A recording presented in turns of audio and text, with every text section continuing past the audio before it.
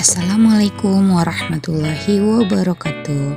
Halo teman-teman, kembali lagi dengan saya Putri Aisyah Siregar dengan NIM 2020048, yang mana pada kesempatan kali ini kita akan membahas tentang penerapan teori kognitivisme dalam pembelajaran pendidikan agama Islam.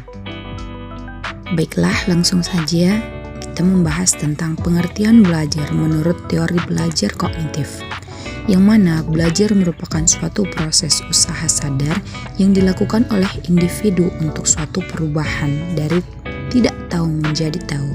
Sedangkan menurut Kamus Besar Bahasa Indonesia, belajar adalah berusaha memperoleh kepandaian atau ilmu, berlatih, berubah tingkah laku ataupun tanggapan yang disebabkan oleh pengalaman. Belajar menurut teori kognitif sendiri ialah perubahan persepsi dan pengalaman yang tidak terlalu berbentuk tingkah laku, yang dapat diamati dan diukur. Jadi dapat disimpulkan bahwa belajar merupakan suatu bentuk kegiatan yang dilakukan secara sadar untuk memperoleh suatu perubahan, baik perubahan sikap, tingkah laku, pola pikir, dan proses penambahan ilmu pengetahuan. Sedangkan teori belajar menurut para ahli dari aliran kognitivisme, teori belajar kognitif adalah teori belajar yang lebih mengutamakan proses pembelajarannya dibandingkan dengan hasil yang dicapai. Dalam perkembangannya, paling tidak ada 3 teori belajar yang bertitik tolak dari teori kognitivisme ini, yakni teori perkembangan Piaget, teori kognitif Burner, dan teori bermakna Ausubel. Menurut Piaget, perkembangan kognitif merupakan suatu proses genetika, yaitu proses yang didasarkan atas mekanisme biologis, yakni perkembangan sistem saraf. Peserta didik akan belajar lebih baik jika dapat menghadapi lingkungan dengan baik, yang mana kita dapat memberikan peluang agar peserta didik belajar sesuai dengan tahap perkembangannya dan diberi peluang untuk saling berdiskusi. Sedangkan menurut teori kognitif Brunner, teori ini bertitik tolak pada teori belajar kognitif yang menyatakan bahwa belajar adalah kegiatan perubahan persepsi dan pemahaman.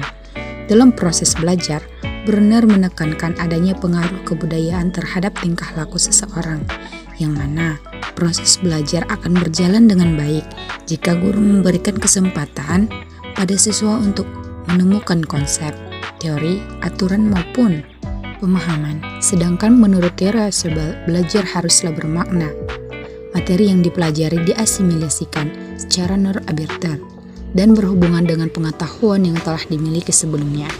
Belajar bermakna adalah menyajikan materi belajar yang baru dengan menghubungkan pada konsep yang relevan yang sudah ada dalam struktur kognitivis.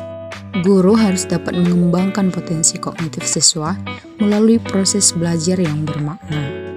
Sedangkan penerapan teori belajar kognitif dalam pembelajaran PAI merupakan pembiasaan keteladanan dan perubahan mindset siswa tentang pentingnya ajaran Al-Quran dan hadis dalam kehidupan. Gaya kognitif merupakan ciri individu dalam berpikir, merasakan, mengingat, dan memecahkan masalah yang membuat keputusan. Jadi teori belajar kognitif ini sangat cocok digunakan dalam pembelajaran PAI, karena PAI sendiri bertujuan meningkatkan keimanan, pemahaman, penghayatan, dan pengamalan peserta didik tentang agama Islam sehingga menjadi manusia yang beriman, bertakwa kepada Allah, serta berakhlak mulia dalam kehidupan pribadi, bermasyarakat, berbangsa, dan bernegara. Demikian pembahasan tentang teori kognitif, semoga bermanfaat untuk kita semua. Wassalamualaikum warahmatullahi wabarakatuh.